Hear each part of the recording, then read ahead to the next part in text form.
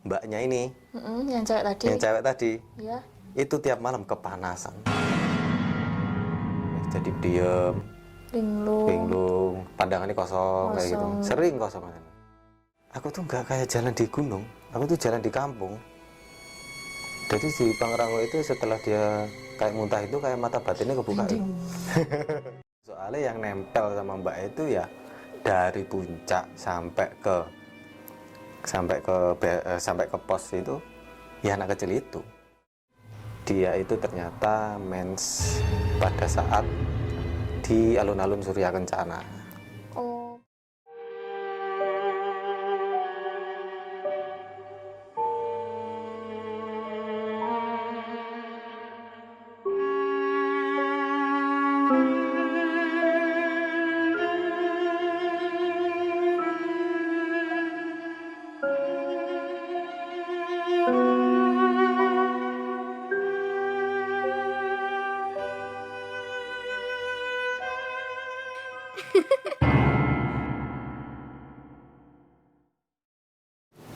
Assalamualaikum warahmatullahi wabarakatuh. Selamat malam Sobat Untung Direkam. Kali ini kembali lagi bersama saya Arum. Dan di samping saya sudah ada tamu spesial. Halo Kak, selamat Halo. malam. Selamat malam. Bisa diperkenalkan untuk namanya. Nama saya Angga. Untuk kesibukannya Mas Angga? Kesibukannya berwirausaha. Berwirausaha, Iya, oke. berusaha. Pengusahanya. Amin. Iya, Kak Angga kira-kira malam hari ini mau membawakan cerita apa nih Kak Angga? Bahkan cerita tentang pengalaman pendakian. Pendakian, Pendakian. hobi mendaki ya? Iya, Iya. hobi mendaki. Oke. Kebetulan pendakian waktu itu di Gunung Gede Pangrango, yang lokasinya ada di Bogor, Jawa Barat. Bogor, oh Iya. iya. Ini pendakian tahun 2014-15 lah. Kalau untuk pasnya juga sudah lupa, udah lama banget. Harinya apa enggak itu? Harinya Jumat, Sabtu, Minggu. Oh iya, 3 hari. 3 hari ya, 3 hari pendakian. Pendakian sama teman-teman tuh 7 orang. 7 orang yang 3 orang dari Jawa Barat. Kebetulan dulu saya waktu 2015 itu masih kerja di sebuah pabrik di Bekasi. Oh, di Bekasi. Iya, di dulu. Bekasi. Kebetulan juga ketemu teman-teman yang ada di sana, juga seneng daki juga. Akhirnya berangkatlah 3 orang dari Bekasi dan sama 4 orang dari Jawa Timur, teman-teman SMA. Teman SMA itu 7 berarti. ber-7 orang. Itu cowok semua? Yang 1 cewek. Oh, 1 cewek. Yang dari Jawa Timur itu 4 orang itu 1 cewek 3 cowok. Iya. Kita ketemu di pos bukan pos sih, base camp kalau Bisa apa ya? disebut base Iya, camp ya? bisa disebut Ya. base camp lah Pak. Untuk pendakian itu di Gunung Putri waktu itu. Iya. Kita naik lewat jalur Gunung Putri. Harinya itu hari Jumat malam. Jumat malam Iya, ya? Jumat malam. Iya. Kak Angga, mohon maaf saya potong sebentar Iya. nggih. Buat teman-teman Sobat Untung Direkam, buat kalian yang memiliki cerita horor atau cerita mistis, bisa langsung dikirimkan ke IG kami @untungdirekam. Baik, Kak Angga bisa dilanjut untuk ceritanya? Iya, dari Jumat itu mulai pendakian malam. Pasnya jam berapa juga lupa, aku sekitar habis Isya kalau nggak salah. Oh ya, malam. Iya, habis malam Isya. habis Isya itu biasalah apa pendakian malam atau di gunung-gunung itu kan biasa rame-rame juga, nggak terlalu apa kayak takut atau apa gitu, Enggak, biasalah. biasa. Iya. Waktu pendakian awal itu masih 7 orang, masih biasa lah ya. Masih ceria, awal-awal ceria, jalan, capek istirahat kayak gitu. Nyampe lah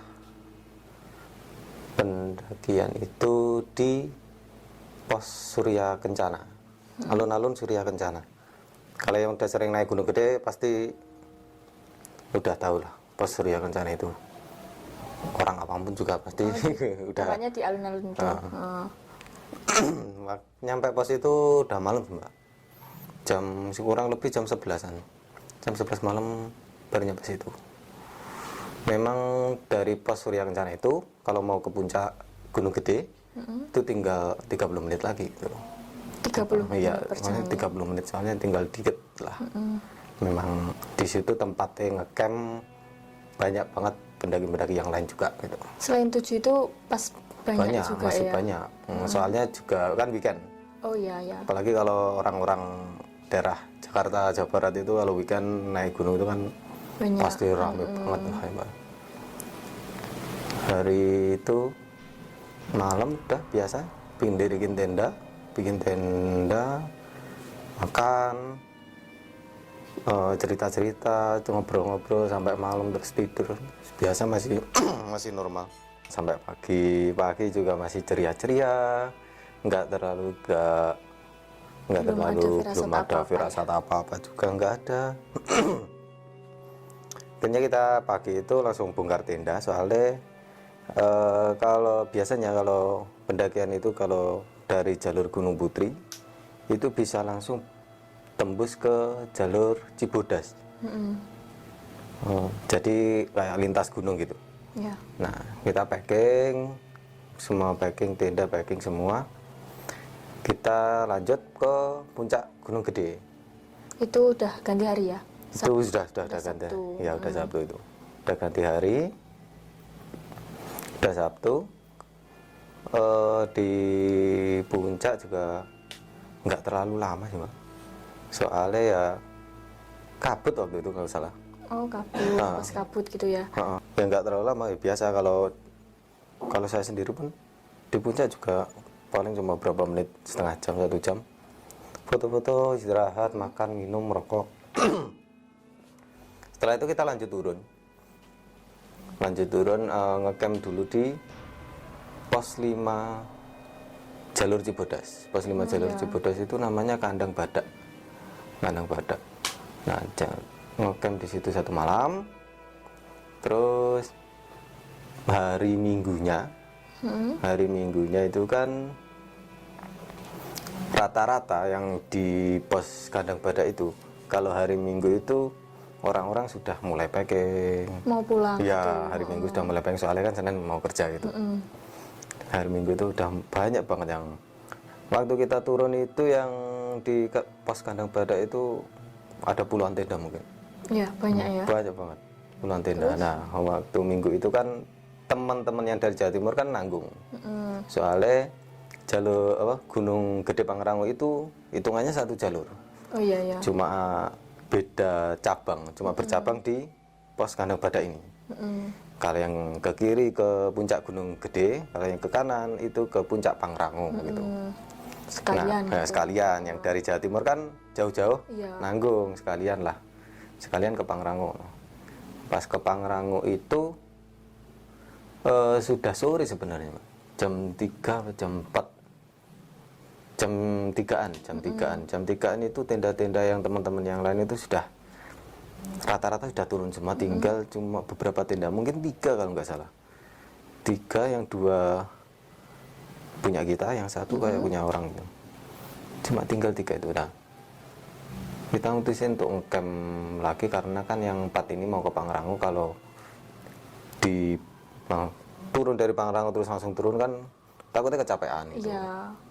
Ya udah ngecamp lagi. Nah kebetulan yang 5 orang kan 7 orang tadi, yang 5 orang itu naiklah puncak Pangrango. Berangkat dari Kandang Badak itu jam 4 kurang seperempat. Mereka naik, kebetulan saya sendiri itu nggak ikut. Oh nggak ikut. Ya nggak ikut ke sana. Berarti turun itu ya? Aku nunggu tenda, nunggu tenda di situ, kandang, iya. nunggu tenda di Kandang Badak itu. Mereka berlima itu nyampe, kata temanku yang ikut naik itu, nyampe puncak itu sekitar jam 5 Jam 5. Jam 5 sore. Termasuk yang cewek tadi ikut? Termasuk yang cewek Oh, tadi. ikut. Yang berlima tadi 1 cewek, 4 cowok. Yang 4 itu dari Jawa Timur, yang 1 temanku yang dari Jawa Barat itu. Oh ya. Tapi aslinya Magelang sih orang. Iya. Kerjanya di Jawa Kerjanya Barat. sama Iya, gitu ya. kerjanya gitu. Berlima mereka naik sampai sana jam 5. Jam 5 itu ya biasa, cuma foto-foto sebentar soalnya mendekati maghrib. Itu memang mendekati maghrib. Jam setengah 6 lebih itu mereka mulai turun. Ya. Turun berlima, masih belum terjadi apa-apa, masih biasa saja. Mendekati maghrib mungkin ya, suasananya kan udah mulai agak beda gitu Iya, kan. emang sudah mau malam gelap ya. Iya. Terus? Itu mulai ada tanda-tanda yang si cewek tinggi Oh tadi. iya, yang sih. Yang si Apa itu? cewek mulai jalan sempoyongan. Yang cewek itu? Iya, yang cewek kiri kanan terus sering kepleset. Padahal jalannya tidak licin. Tapi Nggak dia hujan, sadar nggak nggak apa. itu kalau dia gitu? Kurang sadar. Kurang sadar. Jadi apa ya? Linglung kayak gitu? Nggak? Kayak orang kecapean. Oh iya ya. Kayak orang kecapean gitu aja. Dari kiri kanan sering kepleset gitu. Akhirnya berhentilah untuk istirahat lah. Karena sering jatuh-jatuh itu kan sering berhenti istirahat, minum, ngemil, makan, minum. Nah, ketika pas minum itu minum air putih, oke si cewek ini. Maksudnya masih bisa normal gitu. Iya. Tapi ketika dikasih apa madu kan buat apa biar nggak terlalu lemes banget itu. Iya. Minum madu itu si cewek ini muntah. Maaf, minum madu tapi muntah terus. Muntah-muntah gitu. Muntah-muntah. Ketika minum air putih enggak, Biasa. biasa Bisa aja. ditelan gitu Bisa ya? ditelan. Oh. Masih normal gitu kalau minum air putih. Terus akhirnya temanku ini kayak ngeliat kok aneh ini apa namanya si cewek ini kok aneh. Biasanya tuh nggak kayak gini gitu loh maksudnya. Oh. Dia kan juga sering naik bareng. Iya. Naik gunung mana-mana itu sering bareng itu nggak terlalu kayak gini kok aneh gitu. Akhirnya si cewek ini dibopong, digendong lah. Ya Si cewek ini digendong. digendong. Pas digendong jalan berapa menit, baru jalan berapa menit si cewek ini kayak kesakitan. Si cewek kesakitan. Yang gendong pun terasa berat banget. Padahal badannya si Berarti, cewek ini kayak Mbak E mungkin lebih kecil malah. Lebih kecil lagi. Heeh. Mengeluh Dan- sakit gitu ya? mengeluh sakit. Nah yang gendong itu mungkin dia badannya lebih tinggi dari saya tuh, terus agak gempal gitu. Kuat lah kalau buat gendong Mbak E gitu sampai turun sampai bawah pun mungkin kuat lah dia. Itu cuma jalan berapa meter Nggak kuat. nggak kuat, kayak Terus? keberatan, berat banget itu. Akhirnya istirahat lagi di situ. Temanku inisiatif ya karena waktunya juga udah mulai malam. Akhirnya ya sebagai apa sebagai orang yang punya agama lah, Ya. baca-baca doa semuanya itu baca-baca doa. Ketika baca-baca doa si cewek ini mulai kayak ada yang keluar dari cewek ini. Dari dirinya. Heeh. Kayak bukan dia gitu. Kayak bukan dia itu loh. Terus akhirnya karena udah mepet banget, maksudnya udah malam banget. Yes, temanku yang gendong ini tadi mau nggak mau ya gantian akhirnya. Gantian gendongnya. Gendongnya gantian. Yes, walaupun berat ya udahlah pokoknya sebisa mungkin harus cepat turun gitu. Soalnya udah malam. Gantian gendong tetap berat. Si cewek Itu pun si akhirnya ceweknya cuma diem aja gitu. rasanya kesakitan, Mbak. Kayak ada yang cekik. Oh gitu. Heeh, kayak ada yang nyekik dia. Kayak ada yang cekik. Dan ternyata yang memang apa namanya? Memang ada yang nyekik katanya si ceweknya itu pas setelah turun, setelah pulang di rumah itu dia cerita memang ada yang nyekik itu. Gantian gendong itu terus. Gantian gendong turun sampai bawah. Pas kan aku kan di bawah tuh Mbak itu, di pos 5 itu yang jaga tenda itu. Aku kaget ketika satu dari mereka itu, Ya. temanku itu turun dengan tergesa-gesa, maksudnya kayak nggak turun kayak biasanya, langsung Lari. langsung teriak-teriak, mas. Duh, nah mas aku si mbak ini pingsan Ya. gak sadar. Duh, kenapa? Langsung temanku yang sama-sama jaga tenda tadi, dia ikut naik akhirnya. Oh, berarti belum sampai Belum sampai bawah. Jadi yang berempat itu, yang berlima itu, yang satu turun duluan, buat ngasih tahu kita. Ya. Nah, yang empat itu gantian turun bopong si Iya. cewek ini tadi. Yang satu lah, ketika sudah mulai dekat, nah temanku tadi itu naik akhirnya, nyusul akhirnya dibawa sama temanku itu dibopong, akhirnya dibawa di tenda. Di samping tenda jadi ada 2 tenda ya, Pak. Ada 2 tenda, ditaruh di pinggir tenda dulu. Ya. Tak siapin dulu, matrasnya tak siapin, semua tak siapin semua. Tak siapin. Nah, mbak ini ketika dibawa di situ, matanya itu kayak melorok, kayak nggak kedip. Oh, enggak melotot gitu, melotot gitu terus, Mbak. Melotot terus. Loh, kenapa ini? Ya karena waktu itu kan di gunung, Mbak ya. Kalau di gunung, kalau mikir kayak gitu nanti malah takutnya kan tambah takut. takutnya ngaruh ke teman-teman yang lain gitu kan. Ya, mungkin ini inisiatif dari kita juga. Itu nggak mau ngomong kalau Nggak ini mau apa-apa gitu. ini kesurupan atau ini diganggu atau ini apa, enggak. Kita mikir Positif oh aja. mungkin kelelahan karena tadi habis muncak terus ini gitu, mungkin kelelahan, ya udahlah dibikinin kayak teh hangat kayak gitu. Tapi pas matanya melotot itu sebenarnya agak ngeri. Gimana tuh melototnya sampai hilang hitamnya itu? Yang Putih semua. Yang putih semua itu yang waktu di atas itu kayak melotot itu. Nah pas di situ melotot banget. Sadar sadar? Enggak bisa. Digigit nggak bisa. Enggak. Ditepuk-tepuk nggak bisa, dia cuma melotot. Akhirnya ya mau nggak mau sama temanku itu ya baca doa gitu kan. Baca doa akhirnya dibikin dimeremin. Dimeremin sambil tetap dibaca-baca waktu itu. Akhirnya setelah merem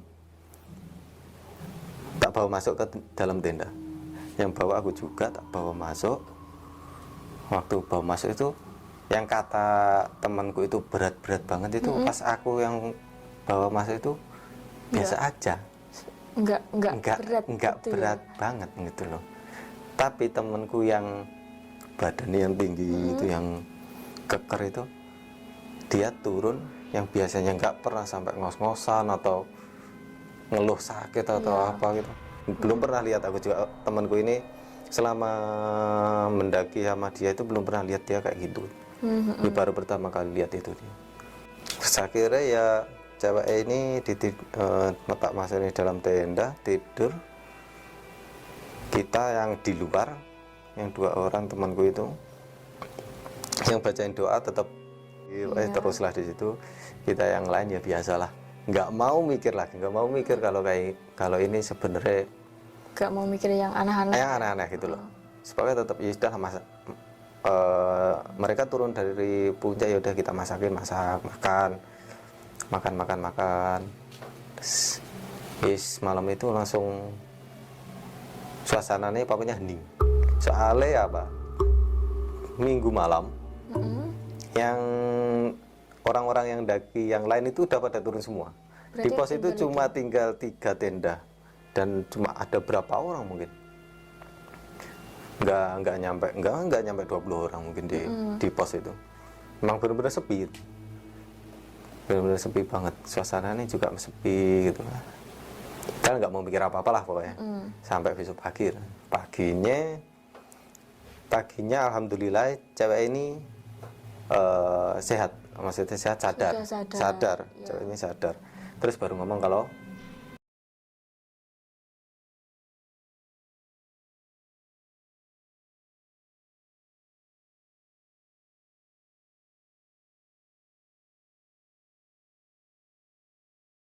ternyata dia udah main di situ. Tapi dia nggak ngomong ya. Belum ngomong waktu itu. Belum ngomong. Mungkin ya mungkin malu apa gimana Nggak soalnya ya enak mungkin ya. bertujuh yang cewek dia sendiri mungkin itu. Ya mau gimana lagi kan udah terjadi ya udahlah. Udah akhirnya kita minggu pagi itu kita packing, udah turun. Turun nyampe lah. Waktu turun itu jam berapa ya? Jam 9 atau jam 10 start turun itu. Nyampe bawah itu jam 1 atau enggak jam 2 siang. Ya. Udah nyampe bawah. Udah biasa lagi, Mbak. Udah nggak sempoyongan, enggak udah sadar ya. udah sadar kayak gitu. Udah akhirnya kita semua pulang masing-masing, mereka juga kita bareng. Ya. Mereka kita barengin semua. Nyampe Bekasi, sampai ke terminal ditemenin juga sampai diantar naik bus sampai pulang ke rumah lah. Ketika seminggu, 3 hari. 3 hari setelah pendakian itu, aku di WA dikabarin temanku kalau mbaknya ini, yang cewek tadi, ya. Itu tiap malam kepanasan.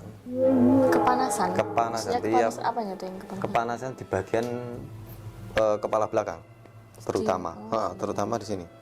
Sini terus sama apa? Bagian belakang badan ini kepanasan, punggungnya kepanasan terus.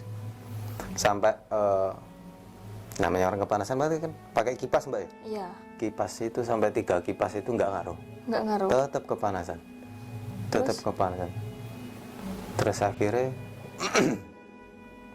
sama kakak cewek ini WA ke temanku ngabari ke aku kalau suruh yang kemarin yang ikut daki mbak ini siapa, itu semua suruh balik lagi ke gunung itu buat mengembalikan ini bawaannya mbak ini. Ternyata dari dia yang kesurupan yang kesurupan kalau udah dibawa kan dibilang kesurupan. Ternyata pas kesurupan di Pangrango itu ternyata ke bawah sampai rumah ternyata. Oh gitu. Iya, ternyata sampai rumah, ke bawah sampai rumah. Dan sama kakaknya disuruh ngembaliin yang ke bawah ini. Yang ke bawah itu. Iya. Apa tuh yang ke bawah itu katanya? Katanya kalau orang yang lihat itu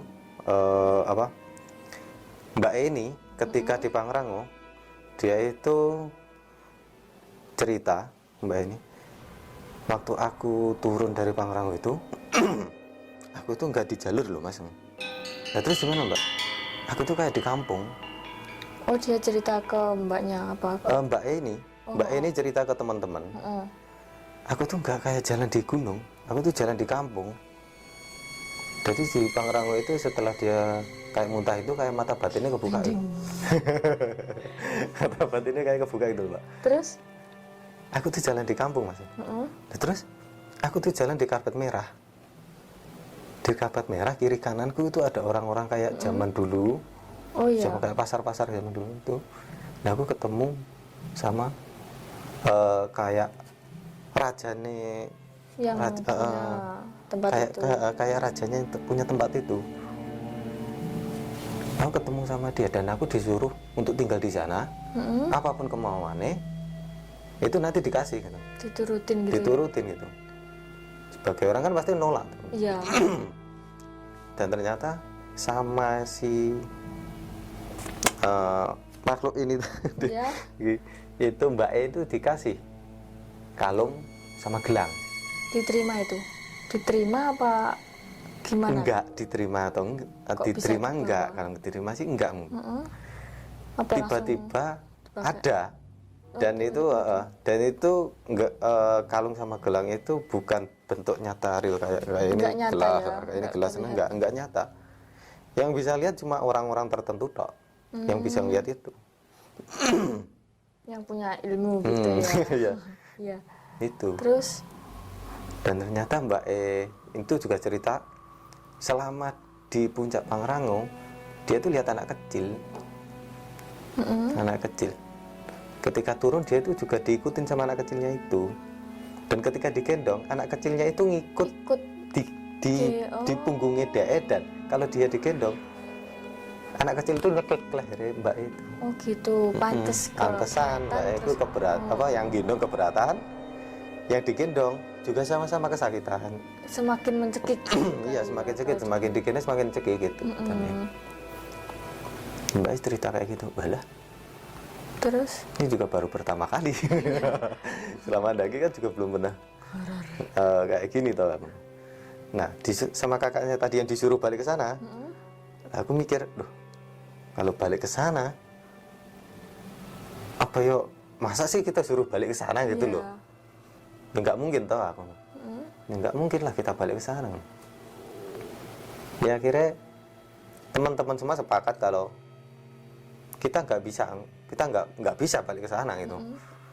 Karena itu ya maksudnya bukan kayak kita kalau kita balik ke sana, kalau aku mikirnya kayak kita menyerahkan diri gitu malah. Iya. Kalau kita balik sana, ya kalau balik lagi, kalau enggak dulu. Iya. Terus? Makanya kita semua sepakat ya udah nggak usah balik lagi. Udah ya Disembuhin pakai apa tuh? sembuhinnya akhirnya ya kayak ya jenis di kayak adat Jawa lah Pak. Kayak berkataan kayak gitu, ritual-ritual jenang apa?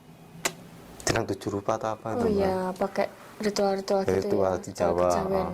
Dan ternyata Mbak E itu kepanasannya itu bertahan sampai 1 bulan. Sampai 1 bulan itu? setelah dia turun dari pendakian itu. Itu kepanasan terus apa setiap Terutama malam setiap apa? malam, tengah malam. Oh, tengah malam Tiap tengah malam itu pasti. kepanasan. Kalau pagi sama sore kurang tahu Mbak ya. Dia nggak cerita, pokoknya dia ceritanya tiap malam pasti kepanasan selama 1 bulan.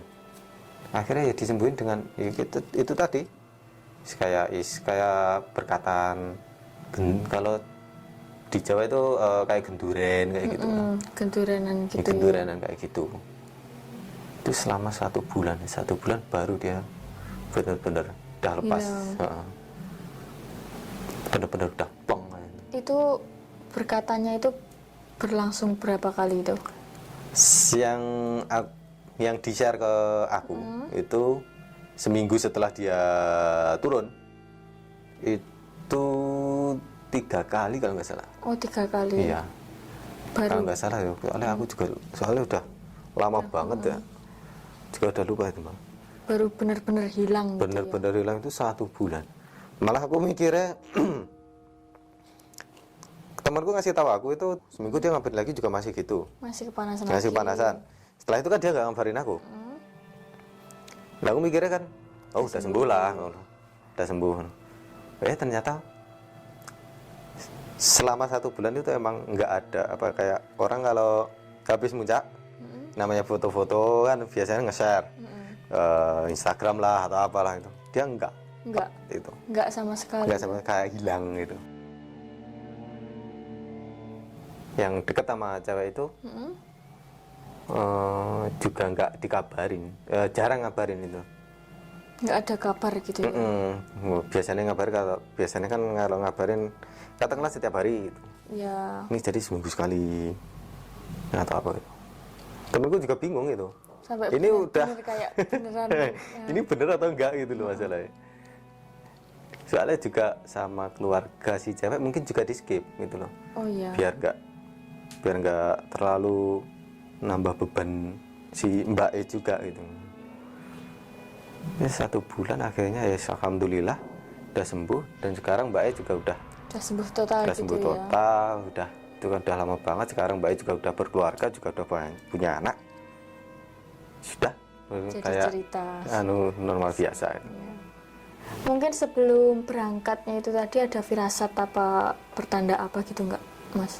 Kalau dari aku sendiri sama temanku yang 3 orang dari Jawa Barat itu nggak ada sama sekali, ya biasa kita naik kayak orang mau rencana pendakian biasa gitu. Tapi ternyata Mbak E ini sudah dikasih tahu sama salah satu istri dari sebuah organisasi lah, ketua organisasi. Dikasih tahu sama istrinya itu kalau sudah gelap jangan lanjutkan pendakian. sama. Kalau lagi mens, kalau tiba-tiba lagi mens itu jangan diteruskan, putar balik, turun. Ternyata Mbak udah dikasih tahu sebelumnya nasihatnya kayak gitu dulu. Kalau kita kan juga namanya kalau apalagi cowok Mbak ya, Iya. cowok kalau daki ya sudah daki gitu. aja gitu. Kalau firasat juga nggak ada, kalau sama sekali nggak ada. Malah ya itu dong, tiba-tiba langsung dek. Soalnya kalau dari aku pribadi baru pertama kali itu juga gitu loh. Nggak pernah, Sampai ada temanku yang satu rombongan sampai kayak gitu, sampai kesurupan kayak gitu tuh baru pertama kali itu. Oh, jadi berarti sebelumnya sudah dikasih wejangan. Iya, sebelumnya sudah dikasih tahu itu dan ya mungkin nggak ngomong itu aja. Iya, kalau kita sendiri sih masalah malam untuk pendakian itu ya sudah lumrah gitu loh. Iya. Soalnya kan namanya orang kerja Mbak ya, pulang kerja langsung kan ngejar waktu lah itu, ngejar waktu buat besoknya lagi kerja lagi gitu. Kalau untuk itu tadi kan ada sosok anak kecil yang ngikutin. Gimana itu sosoknya, pernah diceritain nggak kayak apa? Kalau sosoknya itu dia nggak cerita kayak bentuk atau rupanya seperti apa, dia nggak. Tapi dia cuma cerita kalau anak kecilnya ini adalah cucu dari si ketua dari perkampungan itu yang tadi, dilihat Mbak yang tadi. dilihat. Berarti yang cucunya ngasih apa mungkin ya? Yang ngasih apa? Kalung sama gelang tadi. Mungkin itu Mungkin juga. bisa jadi. Soalnya yang nempel sama Mbak itu ya dari puncak sampai ke pos itu ya anak kecil itu. Yang nempel itu Mbak, anak kecil itu. Berarti itu ngikut sampai rumah juga ya kayaknya. Kayak 30 hari itu ya. Selama itu. Selain gangguan itu ada lagi nggak di rumah? Selain kepanasan atau apa?